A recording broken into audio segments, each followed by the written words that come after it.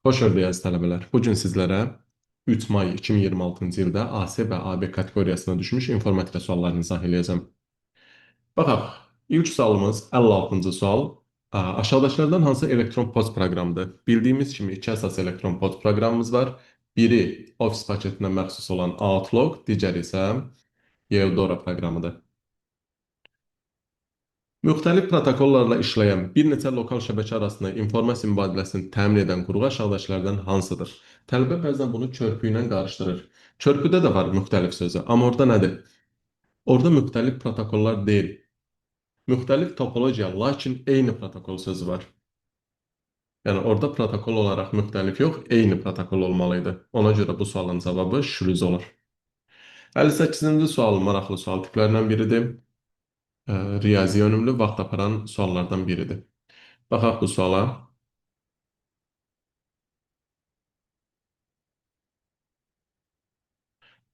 Əvvəllər magistrda test istifadə olunan sual tiplərindən biridir. Artıq dövlət qulluğunda da bu suallar yer alır.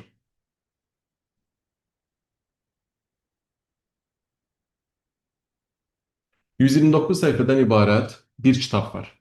Ümumilikdə 129 səhifədir. Onun ilk səhifəsində şəkil var. Yerdə qalan digər səhifələrində isə mətn var. Onda belə deyə bilərik ki, birinci səhifə şəkildir, yerdə qalan 128 səhifə mətndir. Gəlin iki yerə bölək. Birinci səhifəmiz, bir də yerdə qalan 128 səhifə.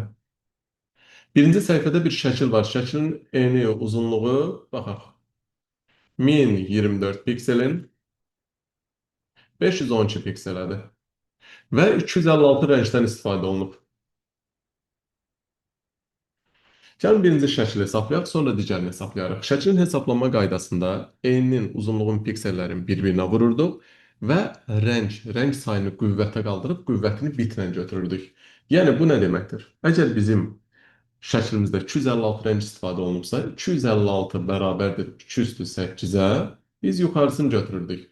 Onda bizim hər pikselimizə, hər nöqtəmizə 8 bit yaddaş ayrılır. Bizim də beləsinə, baxın, hündürlüyü deyək. Bura 512 nöqtəmiz var, eninə də 1024 nöqtə var. Şəkilləri hesablayanda enini uzunluğuna vurub və bir nöqtəyə düşən bitin sayına vurmalıyıq. Yəni 512 vur 1024 vurulsun 8 bit bu qaydada. 512-ni 2 üstü 9 vurulsun 2 üstü 10 vurulsun 2 üstü 3 bit. 8 biti biz 1 byte kimi də yaza bilərik. 8 bitin yerinə 1 byte yazıram. Burada olacaq 2 üstü 19 byte. Byte'dan da kilobayta keçəndə 2 üstü 10-a 1024-ə bölürük. 2 üstü 19 byte kilobayta keçəndə 2 üstü 9 kilobayt edir. 2 üstü 9 da 512-dir. Birinci hissəmizi aldıq, 512 kilobaytdır. Bunu hesabladıq. Digər tərəfdə 128 səhifə var. Hər səhifədə 32 sətr var. Hər sətirdə 64 simvol var. Kitabın hesablanmasında isə simvol. Aha. Kitabın hesablanmasında səhifə, sətir və simvol bunları bir-birinə vuranda kitabın həcmi alır. Baxaq, 128 səhifəmiz var. 2 üstü 7 vurulsun 32 sətir, 2 üstü 5 vurulsun 64 simvol, vurulsun Unicode olduğuna görə 2 byte yazıram. Bu da eləyəcək 2 üstü 19 byte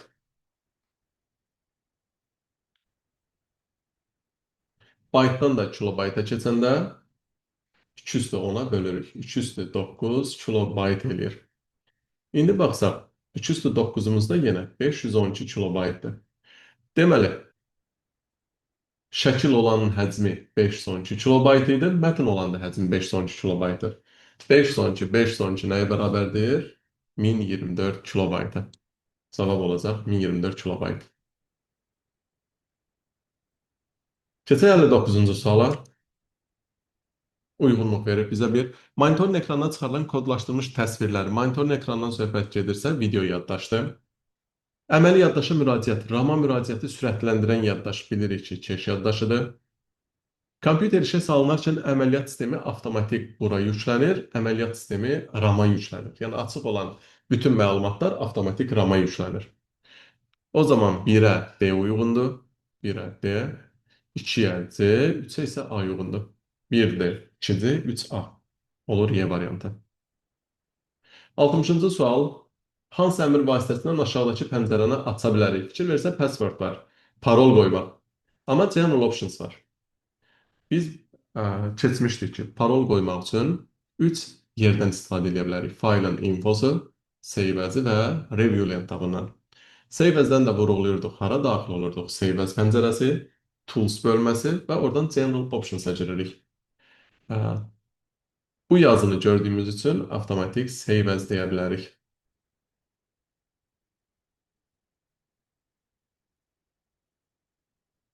Application Development Work Tense. Bu bizdə case texnologiyası, instrumentala aid olan case texnologiyasının içində idi. Proqram təminatı dərsinə aid bir sualdır. 62-ci sual. Page setup dialoq pəncərəsi ilə nə eləmək mümkündür? Excel-dən söhbət gedir. Baxaq. Page layout, page setup dialoq pəncərəsi. Baxırıq. Sənədin tək və cüt səhifələri. Header footer'da var different odd and even page, bir də different first page. Yəni birinci səhifə başqa, qalanları başqa və ya tək cüt səhifələr. Bir daxildir. Səhifənin kağız ölçüsü. Bəli, mən buradan seçə bilərəm. A3, A4 və s. Digəri, çap miqyası, scaling buradır. Adjust. Buradan çap miqyasını seçə bilərəm. Və sətir sütun başlıqları. Burada var row and columns headings. Sətir və sütun başlıqlarının çap olunmasını təmin edə bilərik print bölməsində. Cavab olacaq 1, 4, 5, 7. 63-cü sual maraqlı sualdır. Deyir, hər hansı bir qovluqda test.docx faylı saxlanılır. Bilmirik, hər hansı bir qovluqdur. Bu qovluğun içində, belə deyirəm, bu hansısa bir qovluqdur. Bunun içində test.docx faylı var. İstifadəçi həmin qovluqda dərs adlı bir qovluq yaradır. Yəni, bu qovluğun içində dərs adlı bir dənə qovluq yaradırıq və faylı ora daşıyırıq. Artıq faylı buradan silib bunun içinə daşıdıq.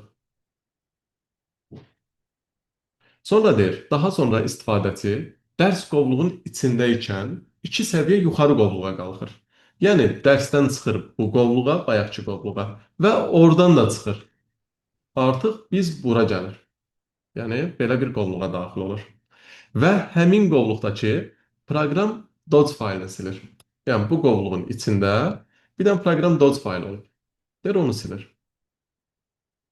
Proqram Dodge. İndi baxaq. Silinən faylın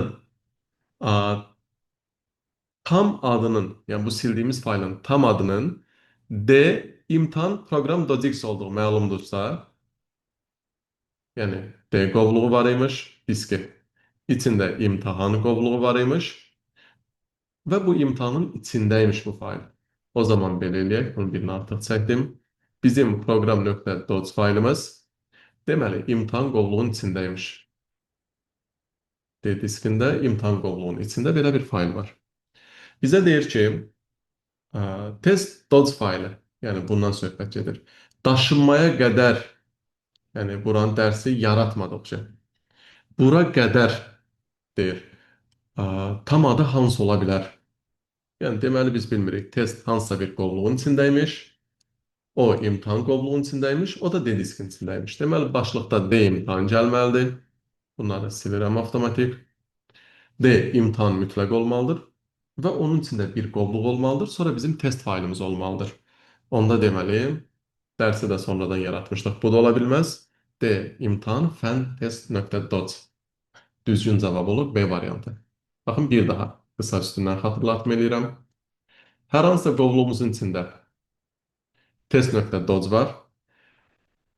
İstifadəçi həmin qovluqda, bu qovluğun içində təzə bir dərs qovluğu yaradır və faylı bunun içinə köçürür. Faylı köçürür dərsin içinə. Sonra nə deyir bizə? Buradan 2 səviyyə üst qovluğa qalxdıq. Yəni biz dərsin içindəyik. Bir qalxdıq üstəkinə, bir də gəldik bura. 2 səviyyə yuxarı qalxırıq və həmin qovluqda, həmin qovluq, bunun içində olan proqram faylını sildik. Proqram faylını sildirəm. Deyir, bu sildiyim faylın ünvanı isə D. imtahan proqramı imiş. Deməli, proqram imtahan qovluğun içindəymiş və o da D diskin içindəymiş bu formada. Deməli, belə bir sxemimiz var imiş. Buraları silirəm. Mənə deyir, bu test faylı bu köçürməyə qədər, yəni əvvəlki versiyası, bu versiyası. Biz sadəcə nə etdik? Əvvəllərini tapdıq. Deyir, bunun ünvanı hansı ola bilər?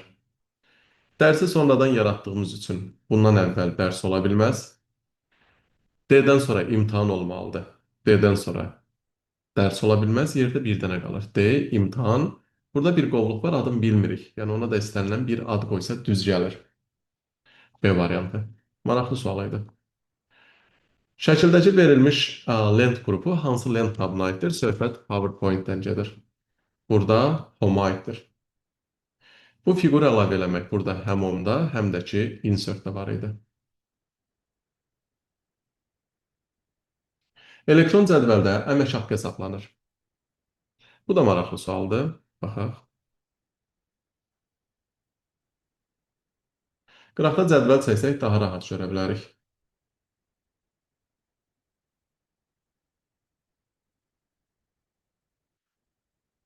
Burada tez elektron cədvəl çəkək.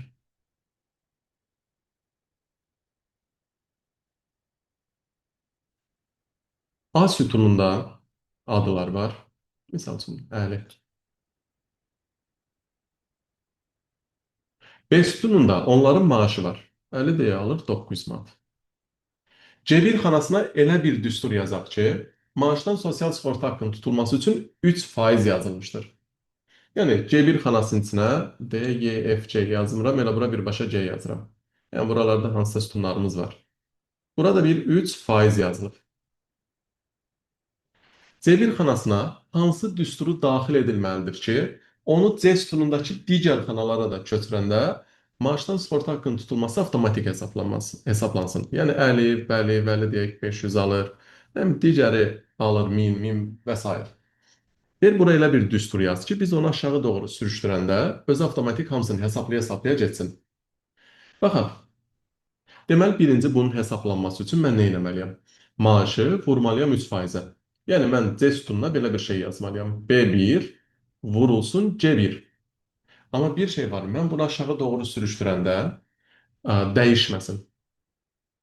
Yəni, mən bunu aşağı doğru sürüşdürəndə normalda rəqəm dəyişməlidir. İndi rəqəmimiz də dəyişməsin deyə biz burada qabağına bir dollar işarəsi atmalıyıq. Gəlin baxaq. Deməli, bunu yazdım. B1 onsuz yerində qalacaq. Mən aşağı doğru sürüşdürdükcə bu 1 dəyişib B2 olmalıdır, B3 olmalıdır, B4. Ona görə mən bu B-yə dollar atmayacağam. Ki, qoy bu doğrudan da düşsün. 50-dən sonra B2 vəlini hesablasın, sonra digər yoldaşları hesablasın. Amma burada 3% var. Bu C1 aşağı düşəndə bu boş xanadır. Bilmirik içində nə var. Boş xana ola bilər, digər məlumatlar ola bilər. Bu sabit qalsın. Həmişə 3%-ə hesablasın. Ona görə bunun qabağındakı 1-in qarşısına bir dənə dollar ataram ki, avtomatik olaraq 1 tərpənməsin. İndi bu variantlara baxsaq, əslində burada faiz olmasaydı, B1 vurulsun, dollar ki, dollar 1 olsa bu da doğru cavab olardı. Amma baxırıq ki, belə bir variant istifadə edib. B1 vurulsun, C dollar 1. Biz aşağı doğru sürüşdürəndə bu B2 olacaq, B3 olacaq, hamısını da vuracaq C1-ə. Yəni nə qədər burada qiymət varsa, hamısını C1-ə vurub hesablayacaq. Breaks nə edir? Page break insert-də yerləşir, tək breaks olan layout-dadır. Burada nəyimiz var?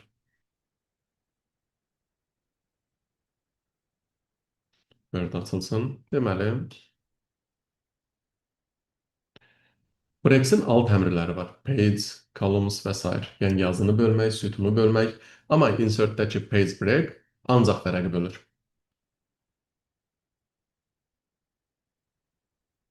O zaman deməli biz 66-cı sual olaraq sənəddə səhifə bölmə, sütun kəsmələri və s. bunları əlavə edəcəyik. 67. Sosial media hesabında 2-faktorlu autentifikasiyanın əsas üstünlüyü nədir? 2-faktorlu, misal üçün Face ID ilə giririk, sonra bizdən SMS istəyir və yaxud Ə, şifrəmizi yazıb daxil oluruq, bir də OTP istəyir bizdən. Yəni hesaba girişin əlavə təhlükəsizlik mərhələsi ilə qorunmasıdır. Hansılar fayl menyusuna daxil deyil, söhbət nədən gedir? Burada fayl menyusundakı əmrlərdən. Baxaq, burada nələrimiz var? New, Open, Info, Save As və s. bunlardan hansı yoxdur? New varındır. Bu finddir. Səhv düşüb. Find yoxumdur. Copy yoxumdur. Open varımdır. Save varımdır. Cut yoxumdur. Deməli 2, 3, 5 yoxumdur. Bəzən variantlara Andorredon da qoyur. Raster qrafikasında minimal obyekt pikseldir, vektor qrafikasında isə xəttdir. Bu AS'nin sualıdır.